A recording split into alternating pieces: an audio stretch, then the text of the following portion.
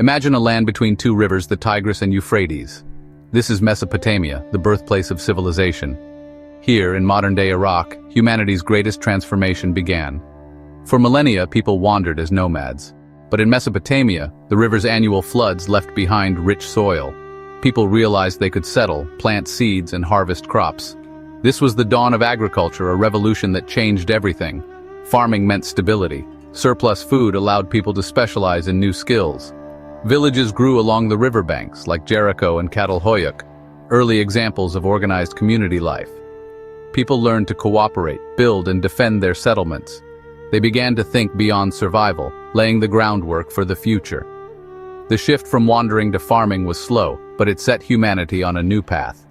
They domesticated wheat, barley, sheep, and cattle, forging a partnership with the land. With stability came innovation tools, homes, and the first hints of society. These early settlements weren't yet cities, but they were the first steps towards civilization. Every brick, every idea, was a building block for what was to come. In Mesopotamia, people weren't just surviving, they were inventing the future. The story of civilization began here, between the rivers.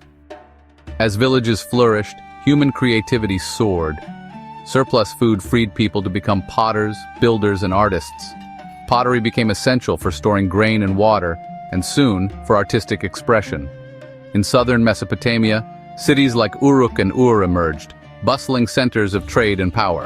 At their heart stood ziggurats, temples that were also administrative hubs. Priests and scribes managed resources and observed the stars. City life brought complexity, how to track harvests, taxes, and trade. The answer: writing. Simple pictographs evolved into cuneiform, wedge-shaped marks on clay tablets. Writing allowed laws, stories, and knowledge to be recorded and shared.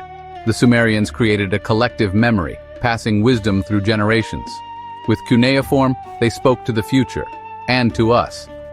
The invention of writing changed civilization forever. Mesopotamia became the world's first literate society. Prosperous cities attracted ambitious rulers. Sargon of Akkad united Mesopotamia, creating the first empire. His system of administration and control set the stage for future empires. After the Akkadians, Babylon rose to power under Hammurabi. Hammurabi's greatest legacy, his code of laws, carved in stone for all to see. Justice was no longer arbitrary. It was written, public, and binding. Mesopotamians also excelled in astronomy and mathematics, creating systems we still use today. They mapped the stars and measured time, seeking order in the cosmos. Empires rose and fell, but Babylon shone brightest under Nebuchadnezzar II. He transformed the city with massive walls, the Ishtar Gate, and the legendary Hanging Gardens. Babylon became a symbol of power, beauty, and innovation. But history's tides shifted. In 539 BCE, Cyrus the Great of Persia conquered Babylon. Cyrus respected local customs, marking a new era of rule. Mesopotamia became part of a larger world, but its knowledge endured.